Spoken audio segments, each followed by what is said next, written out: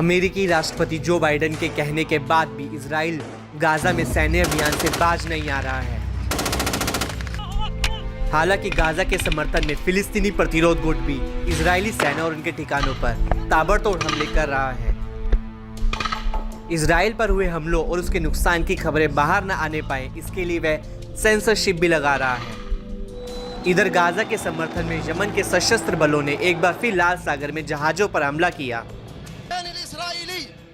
यमनी सशस्त्र बलों के प्रवक्ता ब्रिगेडियर जनरल याया सारी ने शुक्रवार को घोषणा की कि नफ़ज़त القوات البحرية وسلاح الجو المسير والقوة الصاروخية في القوات المسلحة اليمنية عمليتين مشتركتين في البحر الأحمر ضد سفينتين تابعتين لشركات انتهكت قرار حظر الدخول إلى موانئ فلسطين المحتلة، وهما سفينة إلبيلا وسفينة أول جنوى.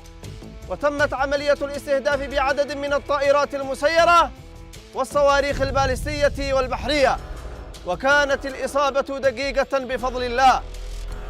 पिछले महीने यमनी सशस्त्र बलों ने इजराइल और उससे जुड़े जहाजों को निशाना बनाते हुए युद्ध के चौथे चरण की घोषणा की थी। उनके ऑपरेशन में अब भूमध्य सागर से गुजरने वाले जहाज भी शामिल हो गए हैं।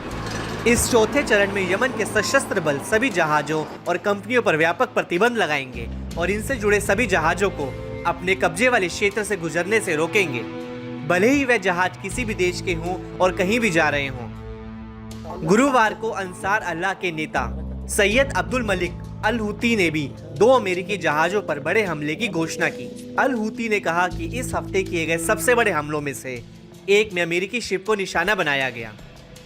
अल हूती ने कहा कि यमनी बलों ने अमेरिका के आइजनहावर शिप पर एक के बाद एक कई मिसाइल और ड्रोन हमले किए। उन्होंने कहा कि आइजनहावर को निशाना बनाकर किया गया यह अभियान सफल रहा और हमले के बाद 2 दिन तक इसका आवागमन बंद रहा। अल हूती ने कहा कि जब यमनी सशस्त्र बल के अभियान सफल होते हैं तो अमेरिकी शिप भाग जाते हैं और अपना रास्ता बदल देते हैं।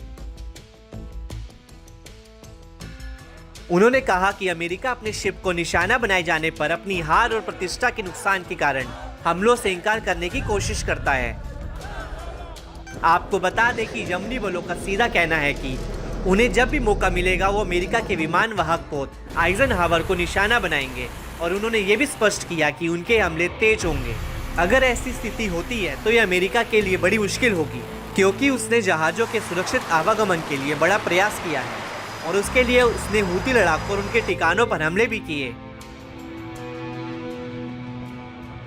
अमेरिका इसलिए भी फंसा है कि एक समय तो उसने इजराइल की मदद कर उसे मजबूत किया और अब खुद अमेरिका इजराइल को गाजा में हमला करने से मना कर रहा है, तो अब इजराइल मान नहीं रहा है। इजराइल के ना मानने से हूती लाल सागर पर हमला कर रहे हैं और इससे जहाज़ों के ना चल पाने से अमेरिका को भी नुकसान पहुंच रहा है। अब अमेरिका इजराइल को लेकर क्या कदम उठाता है, ये देखना रोचक होगा।